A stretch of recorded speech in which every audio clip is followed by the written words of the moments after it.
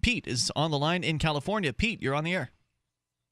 Okay, first, I have 3 items. I don't generally agree with the left, but tonight you're spot on. Everything you said in the last hour and something I agree. The caller you just Am I the left? He was he was off base. I really think that you were correct on most of the things. What but makes you say that? Just curious, Pete. What makes you say that we're the left? Well, you're liberal. I agree with you about the free market and stuff, but you're generally libertarian. Well, that's the term. Libertarians are socially liberal and fiscally conservative is the way that they're often described. Yeah. Correct. I agree with most of your stuff. I don't agree with some of the It's things funny, though, that a lot of people Bible. on the left will describe libertarians as on the right, which, Yeah. of course, is also inaccurate. And also, when it comes to my social... The NSA hates Tea Party guys like me, and they hate libertarians like you because we object to their corruption and coercive control. That's why both of us are on the radar. Okay, the first point I'd like to make is, are you talking about provocateurs? Mm-hmm. Yeah. You know what you need to do? When you see one of those jokers, you need to tackle them. I mean, how much... Are you crazy? That's exactly what they want you to do. I've been actually dealing with this since I was 4 years old, and there's a very specific way you deal with them, and you draw attention away from them. You don't feed them attention. You kind of do everything you can to take attention away from them and reduce the possibility for violence. One of my favorite moves, Josie, was, and I forget where I saw, I think it was actually at the 420 celebration, somebody made a sign that said cop with an arrow pointing down and then walked behind the agent or the suspected agent with the sign. That's hysterical. What you need to do. I'm Go ahead, not Pete. crazy, but you need to tackle them, and you need to put them See, under this is why I think you citizen's may arrest actually and be have an agent provocateur, Pete, because you've called the show, we've called you Pugnacious Pete in the past because you're constantly advocating for violence when you call into this radio program. You said it yourself. Self-defense is...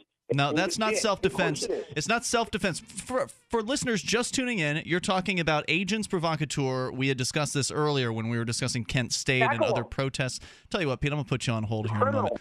Because he just keeps yammering.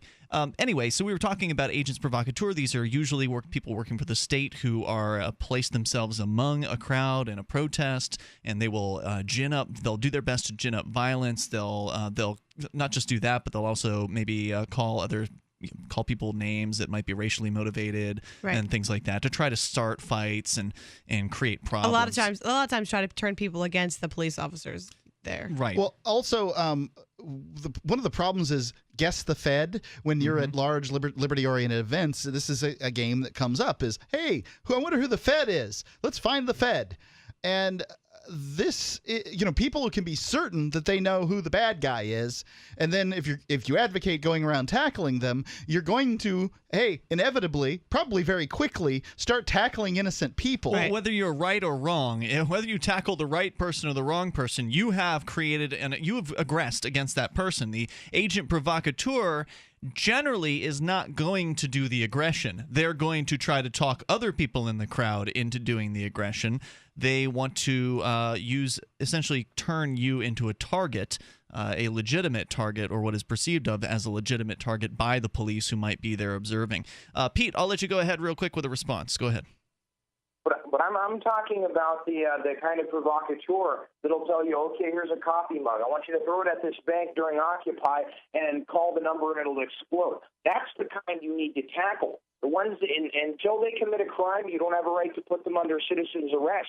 But we need to start tackling these people. When you say tackle, do you mean like a football tackle or like tackle him verbally? Well, you're completely out of your mind. Pete, thanks for the call tonight. I would not recommend anyone take Pete's advice ever, whenever he's on the line with us, just for future reference.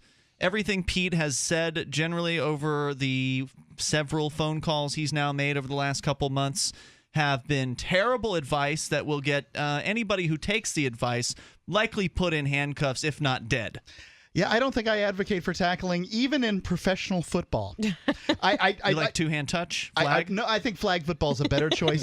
It has just as much athletics. And I've got to say, when I watch football, I watch it for the athletics, and you can have the athletics without the tackling and for these guys being injured terribly. How does tackling really add to the game? Free Talk Live, 7 nights a week from 7 to 10 Eastern, live on the Liberty Radio Network at LRN.FM.